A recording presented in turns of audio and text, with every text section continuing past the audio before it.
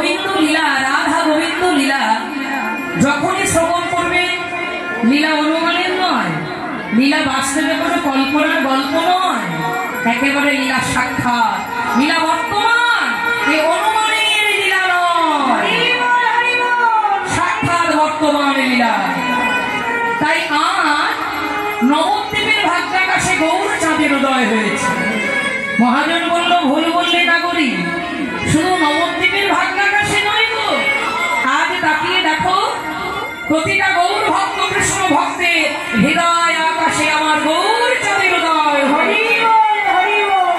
তাই আজও কে নবদ্বীপ চন্দ্র মহাপ্রভু রাতরা কনিটোলা আশ্রম, নামটি বেশ অপূর্ব। আর সেই দেখুন আমার মহাপ্রভুর ভক্ত আপনারা প্রত্যেকে এখানে এসেছেন, সেই ভক্ত হৃদয় আকাশেও আজ গৌর চাঁদের উদয় হয়েছে। মহাপ্রভুর ছিল গৌর ভাই, হলো রাই কিশোরীর ভাই, নব নব ভাবের গতি, প্রভু রাধা প্রভু কৃষ্ণ। তাহলে আজকে আমার মহাপ্রভু রাধারানীর ভাবে ভাবিত হয়ে, সূর্য পূজা লীলার ভাবে ভাবিত হলে, সূর্য পূজা লীলার কথা মনে পড়ে গেল।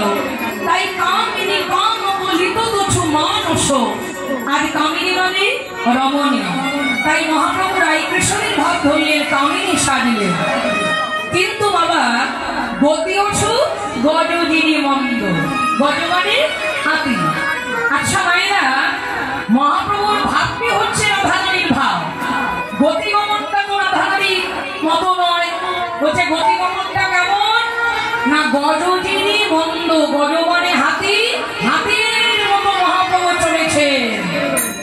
মাথায় ঘোমটা টেনে দিয়েছে, গলায় যে ওড়নাটা ছিল সেই ওড়নাটা দিয়ে ঘোমটা টেনে মহাপ্রভু আজকে ধীর স্থির গতিতে চলেছে।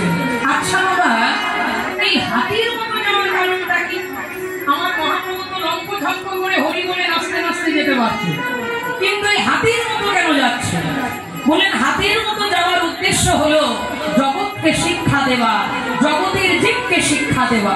আমার মহাপ্রভু জানেন আমি না আচরণ করলে জগতের জীব কিছুই গ্রহণ করবে না, আমি না হরি করলে হরি বলবে না, আমি না গাইলে জগতের জীব হরি বলে গাইবে না।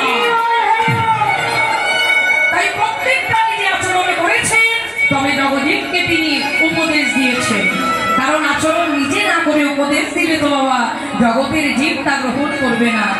আর এটা আমার মহাপ্রভুর দ্বারাই সম্ভব, কারণ তিনি যে সর্বৈশ্বর্যপূর্ণ ভগবান। তাই তিনি এসেছেন গোলক বিহারী হরি ভুলোকে নেমে, তার লীলা সাধন করে জগতে হরি